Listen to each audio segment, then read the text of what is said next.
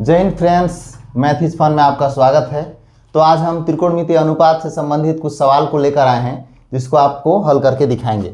यहाँ दिया गया है कि tan थीटा बराबर 3/4 हो तो शेष त्रिकोणमितीय अनुपात ज्ञात कीजिए। शेष त्रिकोणमितीय अनुपात अर्थात हमारे पास tan का पहले से दिया गया है, तो साइन कॉस कॉट सेक और कोसेक का मान हमें ज्ञात करना होगा। तो उसको ज्ञात करने के लिए हम चलते हैं, वीडियो में बने रहिएगा। हल में लिखेंगे दिया है, तो दिया क्या गया है हमारे पास, tan थीटा बराबर 3/4 दिया गया है। तो इसे हल करने के लिए जैसे tan थीटा बराबर 3/4 दिया है अर्थात tan थीटा का मान दिया गया है, तो इसको हल करने के लिए बहुत ही आसान तरीके से मैंने पिछले वीडियो में बताया है पूरा डिटेल में। लाल बटे कक्का अर्थात इसका पहला अनुपात होगा साइन थीटा, दूसरा होगा कॉस थीटा, अगला होगा tan थीटा, फिर इसी के अनुपात में होता है कॉट थीटा, कॉस का अनुपात में होता है सेक थीटा और साइन के अपोजिट यहाँ अनुपात में होता है कॉसेक थीटा। अब चूंकि यहाँ पर हमारे पास दिया गया है कि tan थीटा बराबर 3/4 है अर्थात यहाँ आप देख सकते हैं कि tan थीटा बराबर होता है लंब बटे आधार। अब लंब बटे आधार होता है तो इसके लिए हमें एक चित्र लेनी होगी, उसकी मदद से हम इसको हल करेंगे। तो उस चित्र का नामकरण मैं करता हूँ ABC और इसका कोण B को मैं मान लेता हूँ समकोण है और यहाँ पर मान लेता हूँ इसका एंगल का नाम है थीटा। अर्थात यहाँ लिखेंगे माना कि एक समकोण त्रिभुज ABC है जिसका कोण B समकोण है। जैसा कि आप जानते ही हैं कि समकोण के जहां पर 90 अंश का कोण है तो समकोण है, तो इसको समझने के लिए आपको बताया हूं। तो यहां समकोण है तो सम्मुख भुजा को यहां बोला जाता है कर्ण, और जहां पे एंगल बन रहा है अर्थात बिंदु A के सम्मुख भुजा को बोला जाएगा यहाँ पे लंब, और जो क्षैतिज लाइन है उसको बोला जाएगा आधार। वैसे समझा जाए तो ये जो खड़ी लाइन होती है उसको लंबवत बोला जाता है या ऊर्ध्वाधर लाइन बोली जाती है, ठीक उसी प्रकार इसको क्षैतिज लाइन या आधार बोला जाता है। तो हम लोग यहाँ पर लंब, कर्ण और आधार से संबंधित ही बात करते हैं। अब चूंकि यहाँ पर हमें पहले से दिया गया है, क्या दिया गया है, tan थीटा का मान, तो tan थीटा बराबर होता क्या है लंब बटे आधार, अर्थात इसको हम लिखे लंब बटे में आधार। अब यहाँ हमारे पास लंब क्या दिया गया है देखेंगे तो CB कहिए या BC कहिए, तो इसको मैं बोल देता हूँ BC, और आधार क्या दिया गया है AB, अर्थात आधार हमारे पास है AB। इस प्रकार हमारे पास अनुपात इसके दिए गए हैं, कितना है 3/4, तो 3/4 लिख दिए। तो हम कह सकते हैं कि BC बराबर 3 तथा AB बराबर हो जाएगा हमारे पास 4।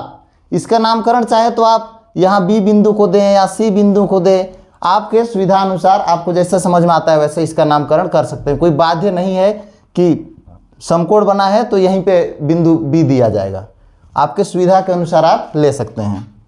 अब इसको हल करने के लिए मैं पहले ही बताया था कि पाइथागोरस प्रमेय का इस्तेमाल हम करेंगे। पाइथागोरस प्रमेय कहता क्या है कि कर्ण का वर्ग अन्य दो भुजाओं के वर्गों के योग के बराबर होता है, और पाइथागोरस प्रमेय किस में लागू होगा, इसके लिए समकोण बनाना आवश्यक होगा।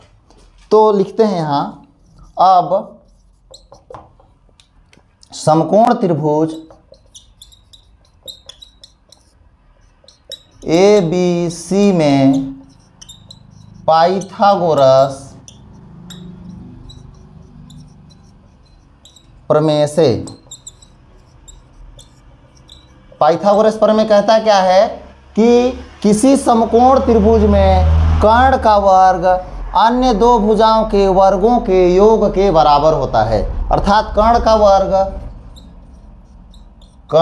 वर्ग अन्य दो भुजाएं क्या हैं? पहला भुजा है लंब, तो इसका भी वर्ग होगा धन, आधार है तो आधार का भी वर्ग हो जाएगा। अब इसको हम देखते हैं, तब तक आप इसको स्क्रीनशॉट ले सकते हैं। जैसे कि मैंने कहा कर्ण का वर्ग बराबर लंब का वर्ग धन आधार का वर्ग। तो यहाँ हमारे पास कर्ण क्या है? AC वर्ग हो जाएगा, तो AC का वर्ग, और लंब है BC का वर्ग धन आधार है हमारे पास AB, तो इसका भी हो जाएगा वर्ग। अब हम मान रख देते हैं। मान कैसे रखते हैं? जैसे tan थीटा बराबर लंब बटे आधार होता है, तो लंब के जगह में इसको रख दिए हैं 3 और आधार के जगह में लिख दिए इसको 4। अब AC भुजा का मान हमें ज्ञात करना पड़ेगा, तो AC भुजा का मान ज्ञात नहीं है तो AC स्क्वायर ही लिख दिए, दिस इम्प्लाइज दैट करके। अब BC का मान हमारे पास दिया गया है 3, तो 3 का वर्ग धन AB भुजा का मान कितना दिया गया है? 4, तो 4 का वर्ग हो जाएगा। तो उस हिसाब से अगर देखें तो AC स्क्वायर बराबर 3 का गुणा 3 बार अर्थात 3 तिया 9, और 4 का गुणा 2 बार अर्थात 4 चौके 16, और 16 और 9 को जोड़ेंगे तो हमारे पास आ जाएगा 25।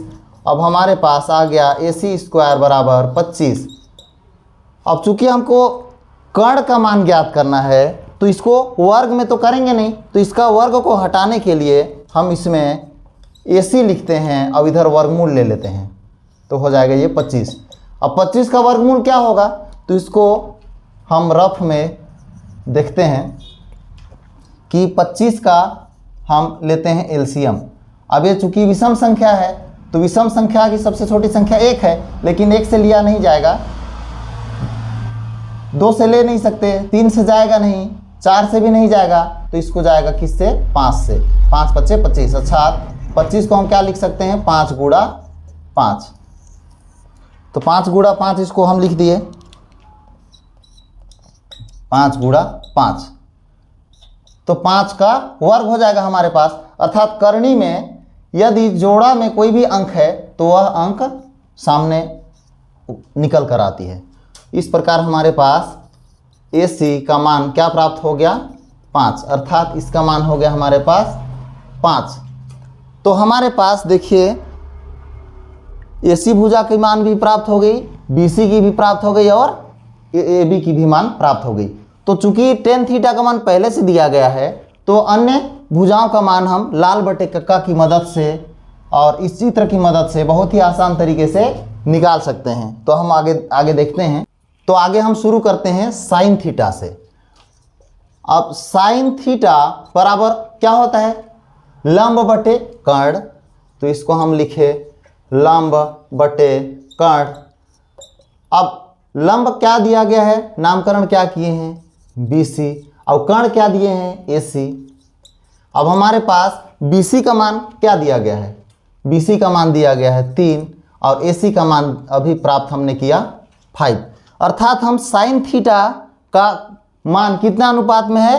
3/5 अनुपात में है। उसी प्रकार कॉस थीटा का मान भी ज्ञात कर सकते हैं। कॉस थीटा बराबर क्या होता है? आधार बटे कर्ण, आधार बटे कर्ण। अर्थात आधार का नाम हमने क्या दिया है? AB, और कर्ण का नाम हमने दिया है AC।